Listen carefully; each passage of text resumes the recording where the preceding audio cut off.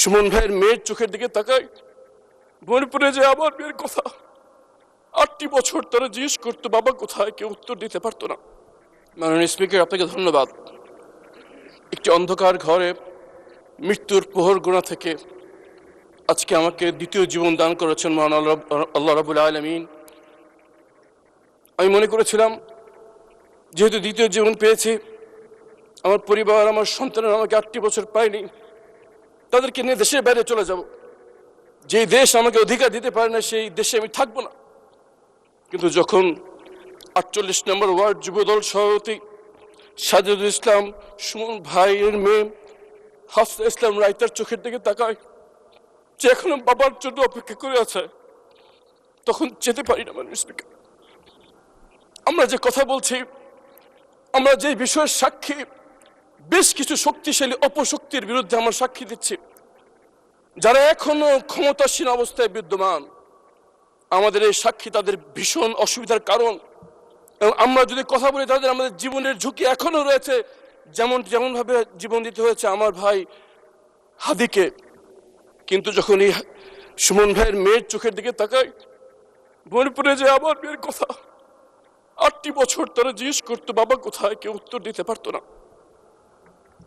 আছে এখনো সুমন ভাইয়ের মেয়ে বলে যে আমাকে গুম করে আমার বাবাকে যেখানে রেখেছো সেখানে নিয়ে যাও, আমি আমার বাবাকে জড়িয়ে রাখবো, আর জড়িয়ে ধরে রাখবো, কোনোদিন ছাড়বো না। মোহাম্মদ পারভেজ ভাইয়ের মেয়ে আদিবা ইসলাম রিদি বলে, সবাই বলে ধরে নাও বাবা মারা গেছে, বাবা কি কোনো অঙ্ক যে ধরে নিব বাবা মারা গেছে?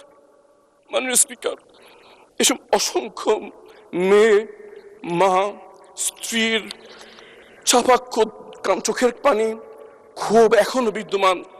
এই রাষ্ট্র তাদের কোনো জবাব দিতে পারেনি। মাননীয় স্পিকার, আমি এখানে দাঁড়িয়ে গুমের ভুক্তভোগী পরিবারের পক্ষ থেকে 3টি দাবি উত্থাপন করতে চাই। প্রথম দাবি জবাবদিহিতা।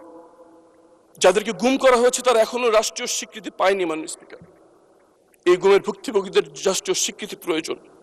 যারা গুমের সাথে জড়িত তাদের অনেকেই এখনো গুরুত্বপূর্ণ দায়িত্বে বিদ্যমান। অনেকে আইনের আওতায় বাইরে দাঁড়িয়ে দেশের ভিতরে অস্থিতি সৃষ্টি করার চেষ্টা করছে। এদেরকে বিচারের আওতায় আনতে হবে।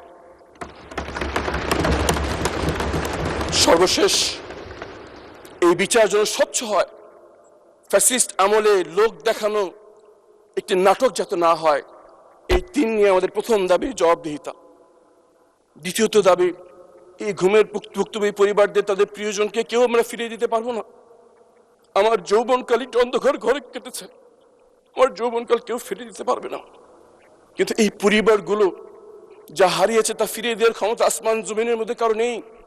কিন্তু যে কদিন আর আছে তাদের জন্য অন্তত অর্থনৈতিকভাবে কোনো কষ্ট না হয়, এতটুকু দায়িত্ব কি রাষ্ট্র নিতে পারে না? আমরা কতগুলো ব্রিজ বানানোর পরিকল্পনা করছি,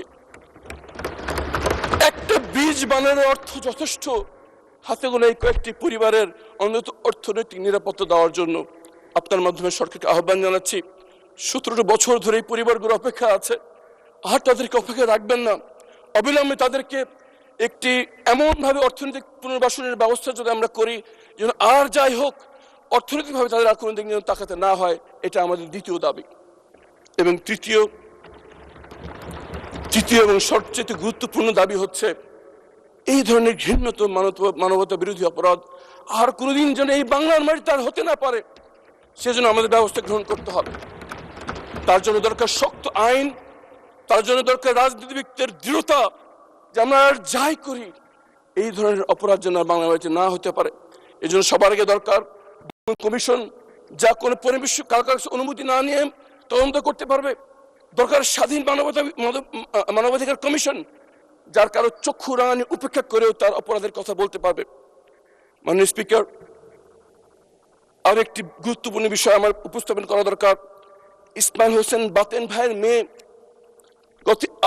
তার বাবা গুম হওয়ার পর থেকে তার বাবার অ্যাকাউন্টে রেখে যাওয়ার টাকা উত্তোলন করতে পারছে না। ব্যাংকের ম্যানেজার বলে, তোমার বাবার কি হয়েছে, একটি কাগজ নিয়ে আসো। আনিসা ইসলাম ইনশা গত বছরটি বছর মন্ত্রণালয় থেকে মন্ত্রণালয় ঘুরে বেড়াচ্ছে একটি কাগজের জন্য, যে তার বাবা যে গুম হয়েছে এটা যেন লিখে দেওয়া হয়। এটা আমরা দিতে পারিনি। আইনমন্ত্রী এখানে উপস্থিত আছেন, এমন একটা আইনি ব্যবস্থা গ্রহণ করা, যারা গুমের ভুক্তভোগী যারা আছেন তারা যেন স্বীকৃতি পায় তার বাবা মৃত নন, তার বাবা জীবিত নন। কিন্তু এই স্বীকৃতি তাদের দরকার, অবিলম্বে একটি আইন করার আহ্বান জানাচ্ছি।